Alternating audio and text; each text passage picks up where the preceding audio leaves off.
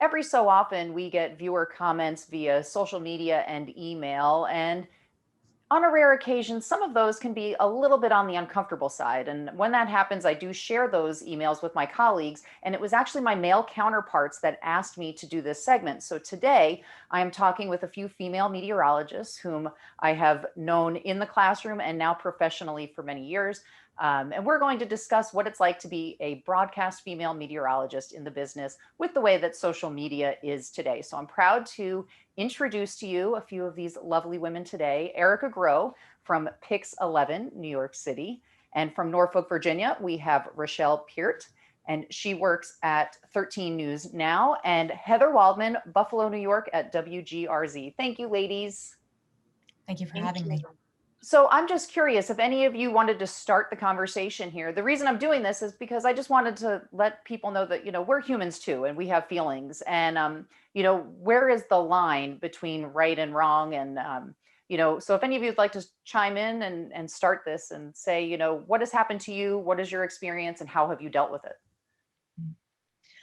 If I could just say one thing that is kind of the overarching thing that I've noticed in my career, which at this point has been about 17 years. I have noticed that when it comes to being a female meteorologist, I do not get the same benefit of the doubt that my male colleagues do. Men in our field are assumed to be degreed meteorologists who know what they're talking about until proven otherwise.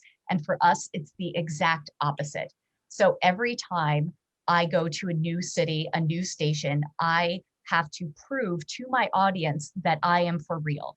It took me a while to get over the idea that I needed to demonstrate that through everything I know, all these things, and just become more self-confident so that when I'm on the air, even if I'm not using words like vorticity advection and convection and all these kind of things, people can tell by the way that I'm delivering the news and weather reports that I do know what I'm talking about. Took me a while to get there though.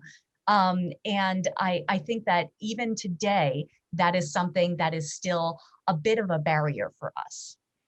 Yeah, and Erica, I'll piggyback off of what you just said. I've been in my current market for about 4 years, and I don't know that I consciously made the effort to establish myself as, the scientist. I think I've certainly gotten there after 4 years. But one thing that I continue to notice specifically on social media through not only, of course, paying attention to my own followers, but seeing the comments that my male counterparts on my team get, a lot of their feedback, especially negative feedback for the guys, has to do with, you said we were going to get this much. No, we only got this much. You were wrong, blah, blah, blah, blah. But a lot of my negative comments are, why did you do that to your hair? Or I didn't like that dress. Or, you changed your makeup. And I'm not saying, I don't want to invite, being a punching bag for any one of those reasons. But it is interesting, the observations I've made over the last few years of where the negative comments are coming from. It's almost like could you please just critique what I'm saying rather than what I look like? Right. So that's something that I've noticed even ongoing. And I will say that's, 95% of my followers are just fine. They're in our minds, they're doing it right, but it's that small, loud group that seems to stick out.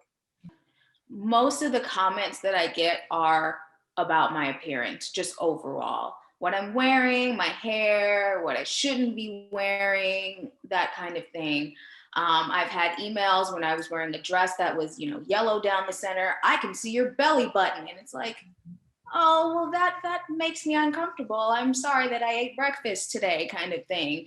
And then I have other, where they're pointing out where maybe, I have a little bit of fat, maybe in a part of my body. And it's like, yes, I can see that. You don't need to point that out to me. And it's very uncomfortable when people are picking apart your body parts. And it's just like, this isn't a game of operation. I'm trying to do my job. I don't know what invites them to think that they have the authority and someone asks them, because honestly, we didn't. We're trying to deliver weather forecasts or science information, and just trying to be professional in the way that we broadcast ourselves as well.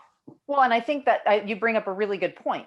Our job, our appearance is not the number one part of our job. The number one part of our job is giving accurate information and providing that to the public. And so not only are you working on a forecast during your shift, you have to make your own graphics.